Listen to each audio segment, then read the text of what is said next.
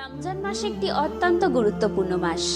সারা বিশ্বের মুসলিমরা আধ্যাত্মিক, সামাজিক এবং স্বাস্থ্যগত উন্নতির মহৎ সুযোগ পেয়ে থাকেন। এই মাসের আনুষ্ঠানিক ধর্মীয় প্রক্রিয়া ও বিভিন্ন সামাজিক কার্যক্রম মুসলিম সমাজের মধ্যে একত্রিত হয় এবং তাদের আধ্যাত্মিক ও সামাজিক জীবনে একটি নতুন দিক খুলে যায়। সাথে সাথে রমজান মাস স্বাস্থ্যগত উন্নতির প্রেরণা সৃষ্টি করে, যাতে মুসলিম সমাজ সুস্থ সবল থাকতে পারে। এই মাসের প্রতিটি দিন ধার্মিক প্রক্রিয়া, প্রার্থনা, চারিত্রিক অনুষ্ঠান এবং সামাজিক কর্মকাণ্ড ব্যক্তিগত ও সামাজিক পরিবর্তনের সুযোগ প্রদান করে। সার্বিকভাবে রমজান মাস একটি উত্তম সুযোগ যা মুসলিম সমাজের আধ্যাত্মিক, সামাজিক এবং স্বাস্থ্যগত উন্নতির প্রয়োজনীয় মাধ্যম সরবরাহ করে। ইসলামের সংস্কৃতি অনুসারে রমজান চন্দ্র ক্যালেন্ডারের নবম মাস, বছরের সবচেয়ে সম্মানিত মাস।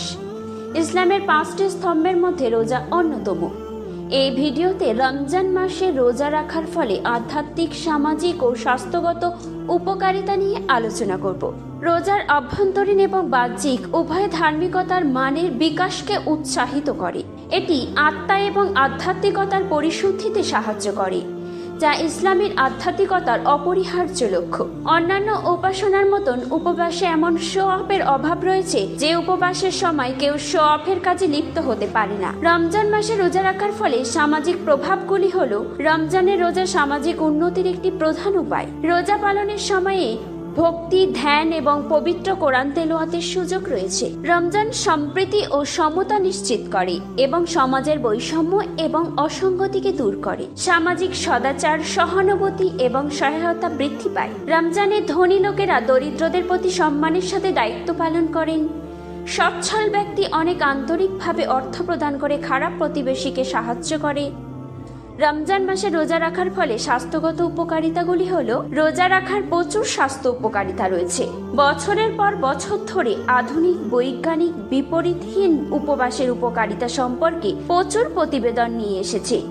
এখানে কিছু গুরুত্বপূর্ণ দিক রয়েছে যেখানে শরীর সুস্থতা অর্জন করে এবং রোজা পালনের সাথে দৃঢ়তা অর্জন করে। Immune system. রমজান মাসে রোজা রাখা শরীরকে স্টেম সেল শুরু করে নতুন শ্বেত রক্তকণিকা তৈরি করতে, পারস্পরিকভাবে পুরো ইমিউন সিস্টেমকে পুনরুজ্জীবিত করে এবং শরীরকে সংক্রমণ দূর করতে সাহায্য করে। ওজন হ্রাস। একটি সুসংগঠিত খাদ্য ব্যবস্থা গ্রহণ করার জন্য রমজানকে অনেক মুসলমানের জন্য একটি সঠিক সুযোগ বলে মনে করা হয়, যারা ওজন কমাতে এবং সঠিক খাদ্য বজায় রাখতে চান। চিনিযুক্ত খাবার এবং পানীয়ের ন্যূনতম ব্যবহার। চিনির ব্যবহার বৃদ্ধি, স্থূলতা, ডায়াবেটিস, অন্যান্য স্বাস্থ্য সমস্যার প্রধান উৎস। সঠিক এবং নিয়মিত খাদ্য। রমজান মাসে খাদ্য ইফতার এবং সেহরির সময় সঠিক খাদ্য ও স্বাস্থ্যকর খাবারের উপর ভিত্তি করে। আসলে অনেক ক্ষেত্রে সবজি এবং ফল খাওয়া হয়, যা ভিটামিন, প্রোটিন এবং পুষ্টিতে পরিপূর্ণ। আধ্যাত্মিক অনুশীলনের মাধ্যমে শারীরিক ব্যায়াম। রমজান মাসে আধ্যাত্মিক অনুশীলনগুলি সঠিকভাবে অনুশীলন করা হয়, যা শারীরিক পেশিকে ব্যাপকভাবে শক্তিশালী করে। ক্ষুধা দমনকারী।